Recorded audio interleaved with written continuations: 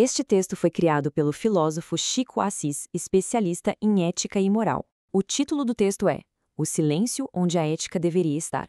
Vamos analisar juntos o porquê desse silêncio ser tão presente na nossa sociedade.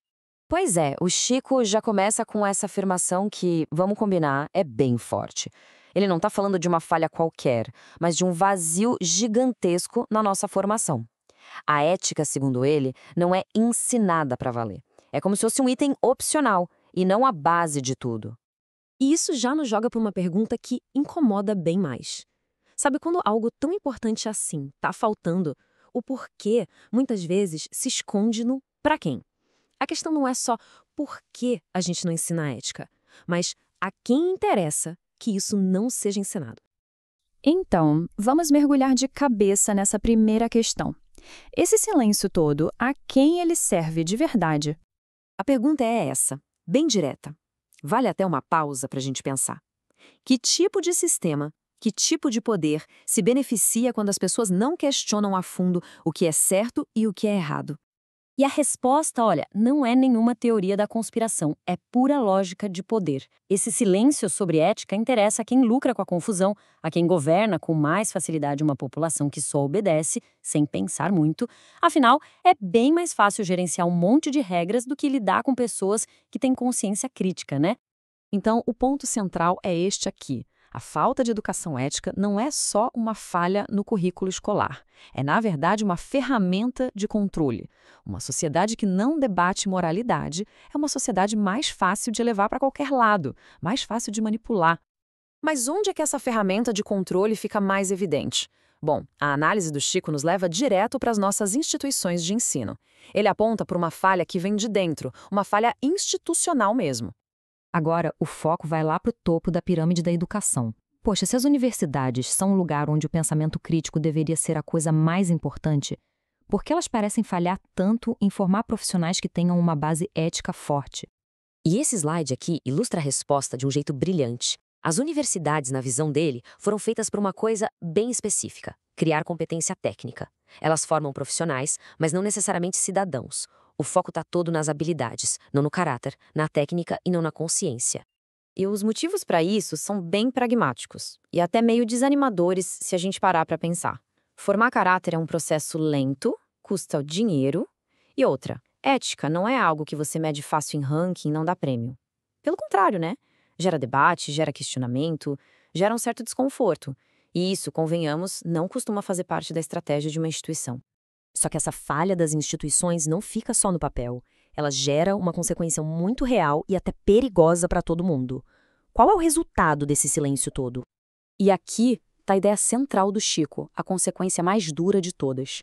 Nós criamos uma sociedade que é super avançada na técnica, mas que é infantil na moralidade. Sabe, a gente tem tecnologia para construir foguetes, mas a maturidade de quem ainda não aprendeu a dividir os brinquedos no parquinho. É uma combinação bem perigosa. E aqui a gente vê os personagens dessa sociedade. É o profissional genial que não para pensar no impacto do que ele cria. É o líder que bate todas as metas, mas destrói a equipe no processo. É a empresa que segue a lei à risca, mas não está nem aí para o bem comum. Todos eles são sintomas da mesma doença. Muita competência técnica e quase nenhuma base ética. Mas espera aí. Seria justo colocar a culpa só nas escolas e universidades? O Chico acha que não. A gente precisa ir mais fundo, buscar as raízes desse erro na nossa própria cultura. A responsabilidade agora vai para a base da sociedade, a família. Por que não existe uma pressão dos pais para que a formação ética seja uma parte essencial da educação dos filhos? As respostas aqui são bem complexas. Alguns pais confundem ética com ter boas maneiras, tipo dar bom dia. Outros acham que isso é uma lição que se aprende só em casa, como se a escola não tivesse nada a ver com isso. E talvez o ponto mais forte seja a cultura do vencer a qualquer custo, que acaba passando por cima de qualquer discussão sobre o que é certo. A pergunta então vira coletiva. Não é mais sobre eles, as instituições ou os outros. É sobre nós. Onde foi que a gente, como sociedade, pegou o caminho errado? O Chico aponta uma série de decisões erradas que nos trouxeram até aqui. A gente tratou a ética como se fosse um bônus. A gente valorizou a obediência cega, a disciplina, em vez de valorizar a virtude, que é saber escolher o certo. A gente focou em produzir alunos em massa, como numa fábrica, e deixamos a formação do caráter para depois, como se fosse algo que aparece do nada quando a gente vira adulto. E é assim que a gente chega no fim dessa análise, que nos deixa com uma verdade bem desconfortável e uma última pergunta que continua ecoando na cabeça. Essa é a verdade nua e crua. O ponto é que a falta de ética não é um acidente de percurso, é um projeto. A desordem moral dá lucro para muita gente, e a educação ética é uma ameaça direta a esse lucro. Então, esse silêncio todo não é um vazio, ele é intencional.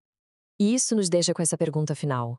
Se nós, as famílias e as nossas escolas, simplesmente nos omitimos, quem é que vai ensinar a próxima geração a fazer escolhas, a ter discernimento lá fora, no mundo real? E a conclusão é como se fosse um espelho. Se a resposta para a pergunta anterior for ninguém, então não dá mais para jogar a culpa nos outros. O problema não está só nas instituições, mas na cultura que todos nós ajudamos a manter de pé. A responsabilidade é nossa. E como diz o Chico, estamos, sim, falando de ética e moral. Se você quer que o Chico comente sobre isso, é só pedir. Ele terá prazer em responder.